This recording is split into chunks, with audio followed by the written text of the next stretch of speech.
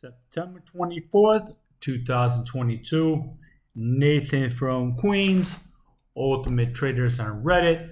I'm going to hit you off with 3 videos. I haven't done some videos since the beginning of the month, but remember, I am a trader, not an entertainer. A lot of people are entertainer and make money by clicks, views, or trying to sell subscriptions. Before I get into this, this is the first video where I'm going to go through just basic things. So most of the videos that I've been doing recently are here at my apartment. This is my apartment. I don't actually live in my apartment. I come to my apartment, I don't know, 5 to 10 times a month, maybe. And when I come to my apartment, I use the Bowflex equipment that I just got over this past winter. So pre-pandemic, I weighed about 190 pounds. I was going to the gym like 5 days a week at a YMCA. Ever since the pandemic, I didn't go back to the gym. I don't want to go back this year. I might go back next year. So if you are seeing me sweat, it's because I just finished the workout, and also it was summertime, it was really hot, or I was biking, or I was working out. So I'm going to show you guys because some of you people are asking me. Now I did comment, I replied in comments saying, hey, I worked out over here, but now you're going to see. Now I bought this apartment in 2016. I did a ton of upgrades to the apartment, but I actually don't live here. So when I'm here, I'm doing my videos, I'm working out. Like this wall right here, like I upgraded the electrics on this wall because this is actually fuse circuits. But I had this wall built with new electric panel. Okay, the reason why I like this apartment, I saw a lot of different apartments, is this 12-foot from floor to ceiling. It's about 12 feet, and it's a huge living room. It's a 1-bedroom. About 800 square feet. I have my bike. I have Bowflex stuff that I didn't even take out of the box yet. You know, that's my TV. This was actually a high-end TV 6 years ago. And by the way, this stove, like this is redone, this kitchen. This kitchen used to actually have 2 doors. It's a small kitchen because it's, you know, it's go through, but I knocked out the 2 doors. I had part of this wall built over here. You know, but this is what I can say. So this stove I bought brand new. I never even use this stove. This stove won't even open. I think I have to move it. Let me see. Let me just show you. And these cans, let me see. Expiration date 2019. 2019. That just gives you an idea. There's no food in my fridge because, like I said, I don't live here. So my freezer has ravioli. I see. I don't know. That has to be like 4 or 5 years old. So I should throw it out. And you're gonna see. All I have a couple of beers. I have no idea, but I have a lot of drinks because I do work out here. So that's why you're seeing me sweat. So like I said, I bought this apartment in 2016. It's fully paid for. I did a whole bunch of upgrades, like the walls over here, the electric, the lighting over here. But here, so this is the highest end elliptical from Bowflex. I got this bench, these weights. I actually have more weights, a kettlebell. And you can see, like, my closet, like I said, I don't live here. I have a few closets, but see, my closets don't have anything. Some jerseys. Michael Vick. It's a custom jersey. Nathan S. That's it. I actually have a nice Woo-Wear leather jacket from the 90s. I've been trading since the 90s, but basically, like I'm saying, I don't actually live over here. I'm sorry I spent too much time on this. I'm going to get into video 1 right now, but a few people are saying that I'm sweating. Yeah, when I'm in my apartment, I'm usually here after I bike, I have more than one bike, and after a workout. Anyway, this first video, for some of you, maybe you skip part of this video, or some you want to see my apartment, or since you're here, well, since we are here, and I'm near these keys, see a lot of people on Twitter they want to show you fancy cars. I have the fancy cars. I got the fancy cars almost 20 years ago when I was a kid. How many of them are going to show you this? All right. Now remember, these equal money. Unfortunately, my cars just lost a lot of value. I wasted money in cars, I know, but you only live once. But check this out. This is what I'm going to show you.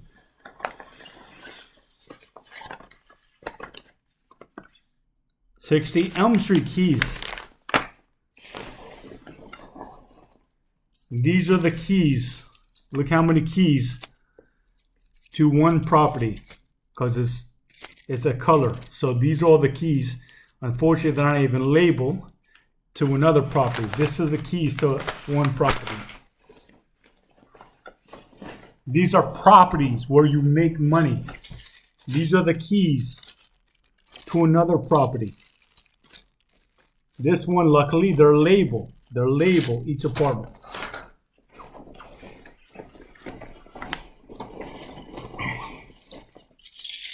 You see these keys? These are keys to all different apartments. 71 Pearl, Chestnut, Field. You see how many keys are here? You see how many keys are here? I'm not even done. I have more keys. No, I'm not a super. I'm not a property manager. I have properties. A ton more of keys, so you see.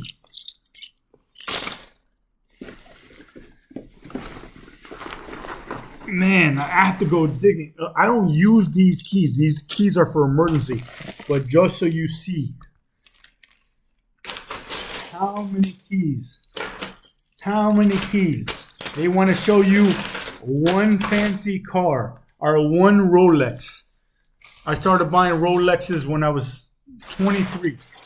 I don't buy Rolexes anymore. I haven't bought a Rolex since about 2010. I don't even want to get into that, but I'm just trying to show you. They want to show you one fancy car, a couple of fancy cars. These are money. They don't depreciate. Okay, I get rent money. Now, unfortunately, real estate is doing horrible for me. So actually, all I'm doing is losing money. But eventually, because of the pandemic, I'm losing money. Eventually, this will be great. Anyway, sorry about that. Someone did ask me again about the sweat. So I went into that. I'm at my apartment. I'm right by my keys. So I showed. Anyway, so video 1, September 24th, 2022. So you know how Warren Buffett invests? There's too many people that take things that he says and it doesn't make any, it's taken way out of context. When he says, be greedy when others are fearful, he's referring to a solid company, a good company. The reason why I'm saying that is a lot of people are trying to use that by when other people are fearful and be greedy. They're saying they're buying dips on tech stocks or memes that have no chance to make money. So here we are, September 24th, we're right near 52-week lows. So the reason why I'm doing this video, a lot of people are asking me, should I buy the dips? What would you do, etc. Unfortunately for me, and we're going to use Zim and Gamestop as two examples right here. I have Zim, 1,500 shares, 1,500. Average price, $46. Now, I'm not worried. And the reason why I brought up Warren Buffett is if you take a look at Warren Buffett videos or read about stuff that he's written, or people write for him, The key to his success is having solid companies that are going to be there, whether he's around for 1 year, 2 years, 3 years, and even as long as 10 years. I'm an old school investor. I look young, I am young, but I've actually been trading since I just turned 14. So it's almost 30 years that I've been trading actually. Just saying it sounds crazy, but it is what it is. So when you traded so long, and I'm not a post-pandemic trader, I look at buying stocks as making an investment, just like Warren Buffett is saying, if he's not around, the company will do something to raise value, give you money, do something to increase the value so that even if the stock price is down right now, if you go away for 6 months, 9 months, or a year, come back, it will come back. Because remember, and there's another famous saying, I don't lose if I'm still holding. I only lose when I close the trade. I do not like that, okay? I take losses normally 1/4 right after so if the stock is down, if I'm in a stock or the company and the stock is down, I usually give it one earnings report. If the company does not turn it around on the one earnings report, I will take my loss and leave, even if I'm down 30, 40, 50%. If I'm down more than 50%, I might be stuck. That's happened. But SLQT was a company, my average I think was 15.50. This is last year. I sold it for a loss around 12. Yeah, around 12. So I was down like 25%, roughly. But as soon as I saw a report that was bad, I left the building. Now SLQT is like $1. I had another video just a few weeks ago. If the story changes, get out. Do not wait and hold a heavy bag. Back to this video, and the reason why I'm saying Warren Buffett. If you have a stock, and another reason why I'm saying is I do not like saying that I don't lose until I sell. You've lost once the story has changed and you didn't sell. Because as I have said in other videos too, 90% of companies that go really sour do not come back. So that doesn't mean that the company goes out of business. It just means that it will no longer see the same highs again. The story has changed. I'm stuck in GE. So I bought GE in 2008 at $12 a share. Now it's a reverse split 8-for-1. It's about $7 a share.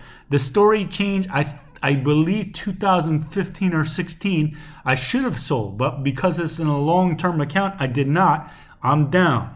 Cisco's another stock that hit its all-time high in the 90s. Cisco's still around, but they're not building value. There's no reason to have held it so long. So Bill Gates does that. And the reason why that matters for now, the reason why it matters for you and me, or anyone that's thinking about buying DCA, dollar cost averaging, if you want a dollar cost average, or start buying the dips, because we cannot time the ultimate bottom. We can try to time like the right time to buy a stock, the right time to sell a stock. But if you're trying to get the ultimate bottom or ultimate top, it is not going to happen. It's just is not going to happen. So I'm using an example of Zim and GameStop because they're complete opposites. Zim in 2022, and these are facts that just happened, Zim gave close to $30 a share for people that were diamond handing. If you owned, let's say if you put your money in real estate, or you put your money in the bank. I like to use the bank too because everyone has some, well, I can't say everyone, but most people have some money in the bank. Imagine you put your money in the bank and they were paying you an insane dividend. It already happened. These are facts. Zim paid people that were holding shares $30. So even if we take Zim's high, which is $90, and they paid $30, that means they gave 33% of your money in the form of dividends. Cash. They gave you cash. Zim has 120 million shares. So if they gave out $30 times 120 million shares, that is 3.6 billion. This year, 2022, these aren't sales, these are earnings, money that they made. Zim will make close to $6.5 billion. The stock right now is $25 times 120 million shares. The whole company is worth $3 billion. So not only is the company worth less than what they gave out $30 and it's $25. Imagine going to your bank or any bank and they said, oh, give us $10,000. Next year, we're going to give you $10,000. And by the way, your $10,000 is still there and we gave you $10,000. That is Zim. That is Zim. And another thing with Zim. Zim's board already authorized for the year 2023. They are going to give 30% of profits, not sales, profits in the form of dividends. Now, I understand the problem is dry bulk shipping has gone down tremendous. I've already considered that. I don't know, and I can't tell you, and no one can tell you exactly what Zim is going to make. My forecast is that Zim is going to make $3 to $4 billion of profit in 2023. So if they make, let's go on the low end, $3 billion. Let's even say they're going to make $2 billion. Let's even say they're going to make $2 billion, which, like I said, in 2022, this year, they're making around 6.5. So that means they're going to make 30% of what they were going to make. They're making in 2023 30% of what they made in 2022. I don't think that's going to happen, but let's just say that happens. If they give 30% of what they're going to make, and it's even $2 billion, okay, that means they're going to give out in dividends close to $700 million, okay? And that's 120 million shares. So that's not as good, but that's still giving, I'm just going with a really bad case scenario, that is still giving about $7 to hodlers. Hodlers. The reason why I'm saying that is very, very important. Worst case scenario, if you buy Zim at $25, you are getting back $7. I do not feel they're going to make $2 billion. I feel they're going to make between $3 and $4 billion. That I can't tell you for sure. I can tell you for sure they're making $2. Last quarter, not year, last quarter they made $1.2 billion. And like I said, they're going to make around 6.5 this year. So if they make $3 billion, $4 billion, they're going to give you somewhere between $10 and $15 cash. They are giving you cash, $10 to $15, and the stock is $25. The whole company is valued less than $3 billion, and they already gave out $30. Now let's go to GameStop. GameStop is about $8 billion, so it's worth almost even 3 times as much as Zim. And I just said this past week, if you go to the balance sheets, if you go to the quarterly report on Zim and GameStop, and a lot of people don't understand this, you don't look just at long-term debt. when you have a credit crisis like we're having now, where interest rates are mooning, you look at current liabilities. Current liabilities are payments due within 12 months. If you're Zim and you look at the current liabilities, they have close to $2 billion of debt that they have to pay within the next 12 months. If you look at the cash, it's close to $5 billion. What does that mean? That means they can pay all their debt for the next 12 months, have a whole another year, and have $3 billion left over. What did I say before? That the whole company is worth less than the cash. They have $3 billion in cash. Let's go to GameStop. GameStop has $900 million, and everyone keeps saying they have $900 million in cash with no debt. Are you worried about debt? You worried about debt? GameStop has close to 1.5, maybe not 1.5, like $1.45 billion of current liabilities with $900 million. When you have less cash than your current liabilities, you must make sure you don't have negative cash flows. If you have negative cash flows and your current cash is less than your liabilities, what does that mean? That means if I have, let's take it as a person. All right. I'm working my job. I'm not making as much. My monthly bills right now, $5,000. I'm earning an income, $3,500.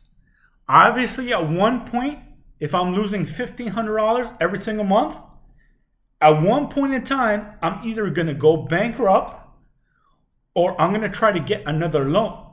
Hello, GameStop apes. So hopefully that ends that. I was just using those two examples. But what I'm saying is, if you want to buy any stock right now, make sure the stock of the company has value. It's going to increase value. Unfortunately, we might be in a bear market for a while. We might be in a bear market for 3 to 6 months. At least 3 or 6 months is what I'm thinking. So if you decide to buy anything, the company better have an insanely low P ratio and have enough cash itself that if the stock drops enough, they will come in and buy shares, or they will give special dividend because they have so much cash and they're making so much cash. That's what Zim did. Zim did not have a steady dividend because every time Zim made a whole bunch of money, they gave a special dividend. Zim, several months ago, gave $17. The stock right now is $25. They gave $17 for holding it. $17 for holding it, and the stock is 25. I don't want to keep talking about Zim, but that's a good example of a company that is making cash, that can buy shares, or they can give special dividends. Now, the difference between the dividend and buying back shares is great. I mean, it's up to the person what they want, but if you want the stock price to go up, you have to directly affect the auction by increasing demand and cutting supply. So when you have a whole bunch of cash and you want the stock to rise, you do not do the special dividend. Now, some CEOs, CFOs aren't aware of that. The reason why you do that and you do the buyback is because that means you go to the auction with your wallet filled with billions of dollars or multi-millions of dollars, because you're making money. Remember, you can't do this when you don't make money. You dump shares or get bonds. So when you're making money, you go to the auction with your big wallet and you market order and buy shares, and the stock goes up.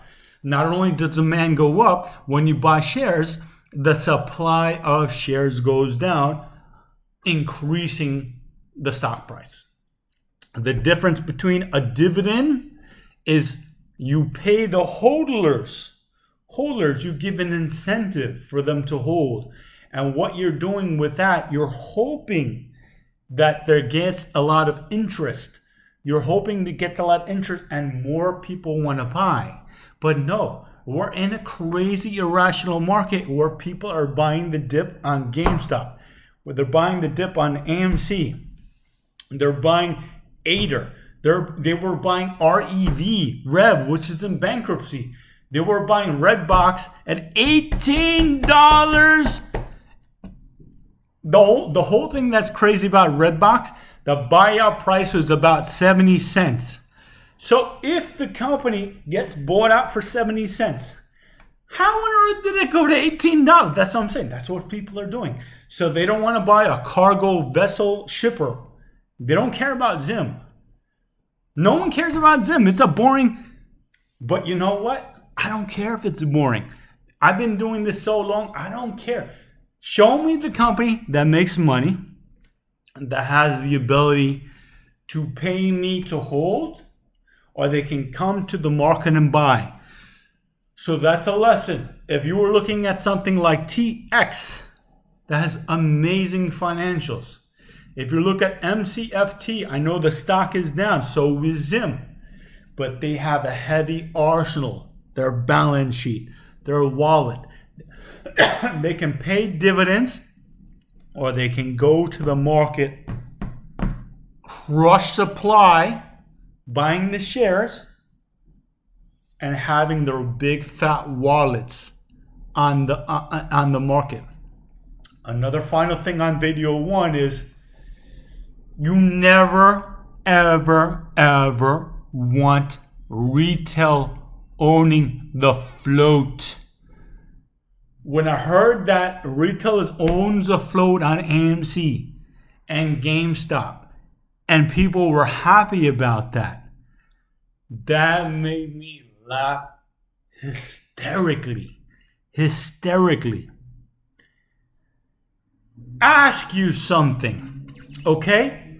Who's gonna get a margin call first? Your ape that has AMC or GameStop? Who needs money for dinner, lunch, clothes, or bucks for school for their family? Who can't make car payments? So who's gonna sell first? Them or BlackRock that owns, like most companies, BlackRock or insiders that have a ton of shares? So let's think about that here, okay? Would I want 90% of huge money owning my company and they probably won't bail out? Or do I want my company owned by 90% of apes that can't make payments? So I'm going to end it there. So remember that. So if you're going to go and you're going to buy dips, try the dollar cost average. If you buy growth company, which I just wrote is a curse word, you are buying a company that's going to keep dipping, because the stock market is an auction. Even if your company has $100 in cash per share, it can go down to $1. It can keep going down until someone buys. And the big difference is, if you have a real company making a whole bunch of cash and it keeps dipping, they have the ability to buy themselves. And if they go to the store with their wallets, I have a lot more comfort and faith that they're going to build value than if I have a growth stock that does not have financials, has no ability to buy shares, give me dividends, and doesn't even have a path to profitability. So that was video 1. I'm sorry it was very long, very important. I hope I answered the questions about the sweat. Now you guys get a tour of my apartment.